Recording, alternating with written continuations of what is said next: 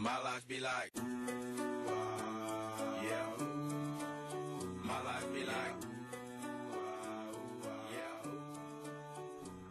Hey guys, Pops Paladin here with more Heroic and Taurus, and we are on Portal Keeper Hasabel, and she's got some interesting mechanics here, especially for tanks. So before we get into everything, let's just obviously get into the gear that I'm wearing. It is the exact same as what it has been in the previous bosses. So if you don't know what I'm going over, just go back to my previous videos. In terms of total damage taken for this one, it's quite a physical based fight. Obviously there's other magic damage that's going on as throughout the fight as the different phases change. And it is a pretty high incoming damage fight. I actually honestly did a poor job maintaining my Shield of the Righteous buffs, which you're going to see here shortly. Now, threat management is a little bit different. What we noticed is the tank who pulls first, as long as you have Mythic TOS level DPS, the first tank to pull is going to be the one doing the portals. And so that's where you see the threat management is different, where I actually tanked Hasabel 65% of the time, and my OT did the 35% because he was doing portals. And that actually plays a big difference into the amount of damage that you're taking. The more you're tanking Hasabel, the more stacks Reality Tear that you get, the more stacks Reality Tear that you get, the more stacking damage you get, so it kind of sucks. Overall healing for this one, pretty intensive as raid-wide because of the portal mechanics. And then healing per tanks is obviously high if incoming damage is high. So this is a pretty good fight for you to be throwing off your own Hand of the Protectors on yourself and keeping yourself alive to the best of your ability.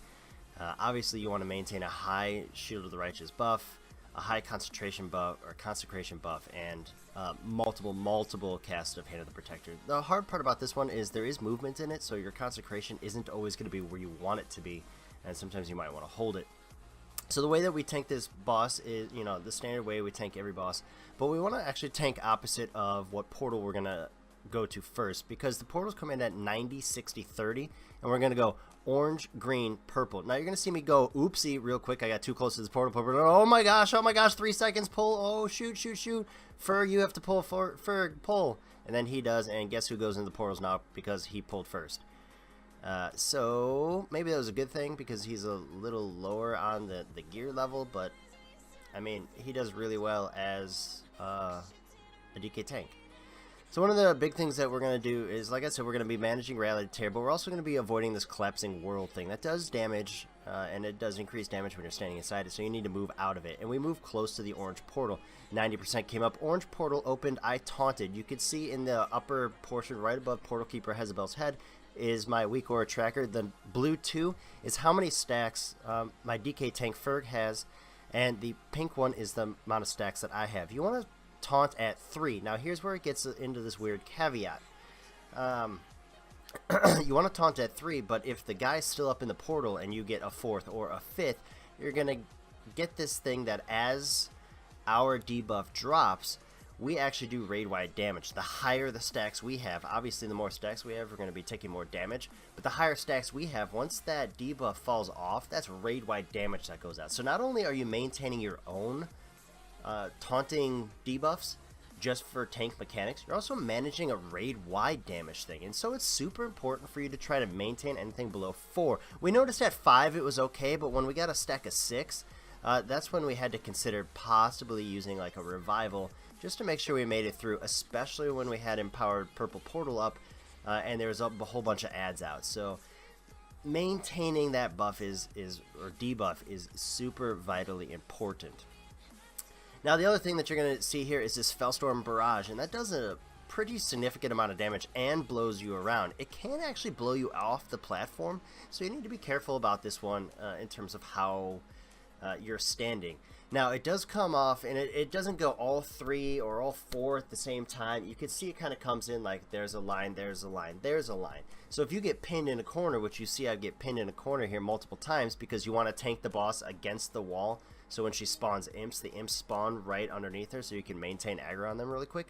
But as you get pinned on this wall, you might get either wedged into a nice little triangle, or you might have to stand on a green line. As you see, I'm going to stand in this nice little triangle right there and then kind of move side to side. And your melee need to be smart about what they're doing. They can't just say, well, they didn't move the boss. No. Look where the actual opening is. Another thing that you're going to see that I accidentally do here is I grab, or I didn't grab, one of our teammates grabs the flame that we need to use for the purple portal. It's not important. You actually don't need it, but you still want to keep it on the platform so it's easier to see. What if the healer isn't within 8 yards for some random reason and they're further than that? You need the flame then in order to see it. Now let me talk about the portals themselves, since I talked a whole lot about this platform. Here you see all the imps and all the different things that are going on. Alright, so when you go into the orange portal, there's a fire boss whose name is Vulcanar, and Vulcanar needs to be tanked. All these bosses in the portal need to be tanked, so one tank's going to leave the platform, one has to stay on the platform. If there's no tank tanking on the platform, it's raid-wide AoE damage. So the one tank goes up into the orange portal, tanks Vulcanar. Just avoid all of the mechanics on the ground. There's really nothing up there for you to do. If something's interruptible, especially when it says unstable portal, interrupt that. That's the priority. But everything else, you know, you should just have a nice interrupt rotation so nothing ever goes off. Tank it till it's dead, leave. Alright. Then you're going to go into the green portal. And the green portal is where you really, really want to maintain a stack, because somebody's going to randomly get spiderwebbed. And when they get spiderwebbed, they have to be DPS'd out because they're taking damage.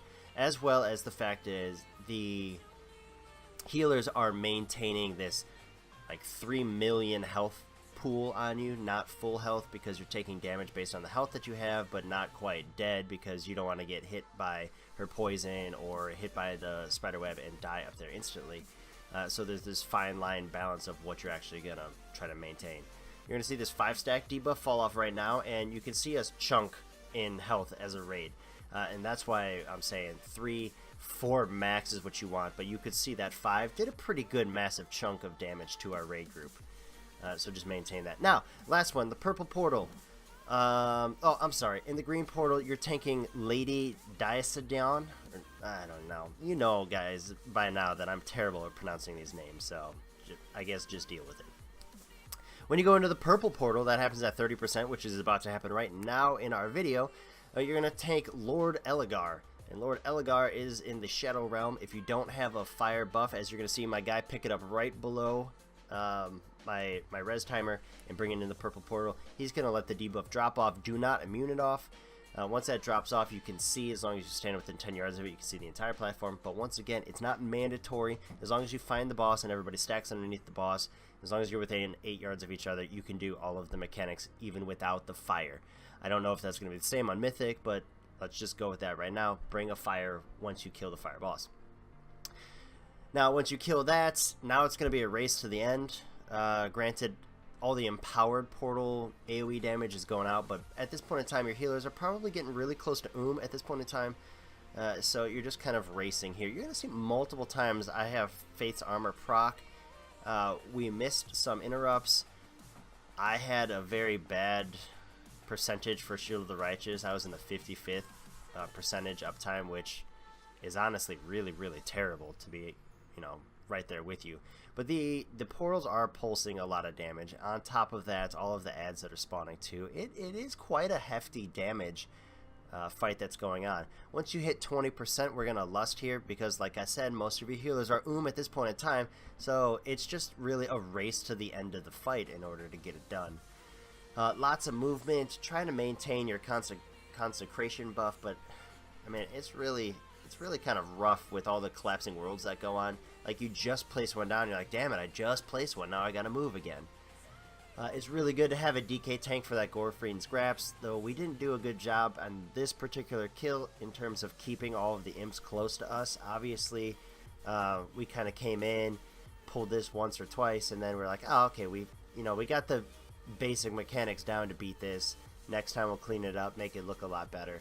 But I like to show you our first kill so that way you guys can see all of the mistakes that we made. So then hopefully you can learn from it before you even go into here and struggle. And you can say, hey, look, these are things that these guys were doing or they weren't doing. And it's what they said to make it feel better, or, you know, kind of vice versa. You can do a lot of damage in this particular fight. You can do a lot of healing in this fight. And you could potentially do a lot of mitigation. It's just, you know, where you're positioning your boss, how you're pointing your body, and everything else. As a paladin, the last word of advice I'm going to give you as a paladin: if there's a spider up after you kill the green portal, if there's a spider up and it webs you in a collapsing void, just use freedom and get out. Use spell warding to get some of the blessing of the spell warding to avoid some of the portal damage that's going out, and just, you know, really trying to maintain that Shield of the Righteous buff up there with the high movement. Now, I would actually recommend not putting blessing of the spell warding up on this particular fight, only for the fact that there is so much movement. Either wear Agrimar Stride or go to Cavalier. But however you feel like playing, play the way that you want to play, and don't let anybody else tell you that this is the only way to play the game, because it is a game and you can figure out how to play the game. Anyways, I hope that this helped you down Portal, and that you get some good loot out of here. I know there's some good loot off this boss, and I wish you all the best, and I'll see you in the next videos, guys. So, you know, have a great one. Bye.